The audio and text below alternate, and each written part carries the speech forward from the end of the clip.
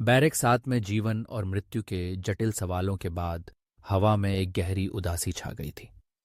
अब एक और दर्दनाक सच्चाई सामने आने वाली थी। महिलाओं के खिलाफ अपराध।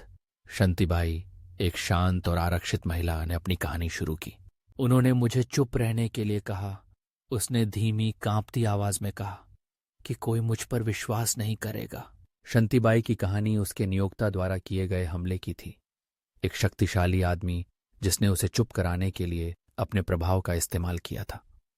उसने बताया कि कैसे उसे लगातार डराया गया, धमकाया गया और अपमानित किया गया।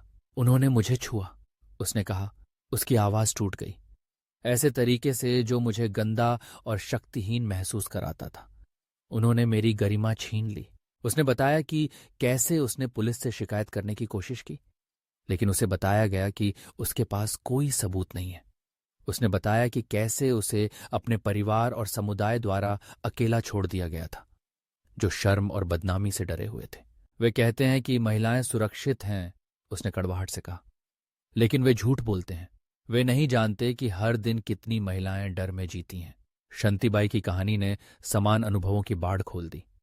अन्य महिला कैदियों ने अपने स्वयं के हमलों, उत्पीड़न और अन्याय की कहानियां साझा की।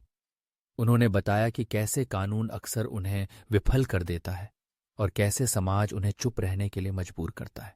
यह सिर्फ पुरुषों के बारे में नहीं है, एक महिला कैदी, सीमा, ने कहा।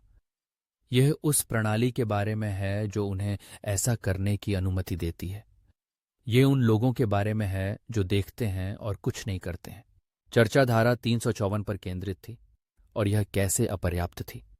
उन्होंने बेहतर प्रवर्तन, अधिक संवेदनशील पुलिसिंग और महिलाओं के प्रति समाज के दृष्टिकोण में बदलाव की आवश्यकता पर बहस की। हमें अपनी बेटियों को चुप रहना सिखाना बंद करना होगा, एक और कैदी, रहीम चाचा, ने कहा। हमें उन्हें अपनी आवाज उठाने और न्याय के लिए लड़ने के लिए सिखाना होगा। एपिसोड एक भयानक एहसास के साथ समाप्त हुआ। जेल की सीमाओं के भीतर भी बाहरी दुनिया की शक्ति की गतिशीलता बनी रही। महिलाओं के खिलाफ अपराध सिर्फ एक मामला नहीं था, यह एक प्रणालीगत समस्या थी। कैदियों ने एक सवाल के साथ एपिसोड समाप्त किया। क्या कभी एक ऐसा समाज होगा जहां महिलाएं सुरक्षित महसूस करेंगी, जहां उनकी आवाजें सुनी जाएंगी, जहां न्याय अंततः प्रबल होगा?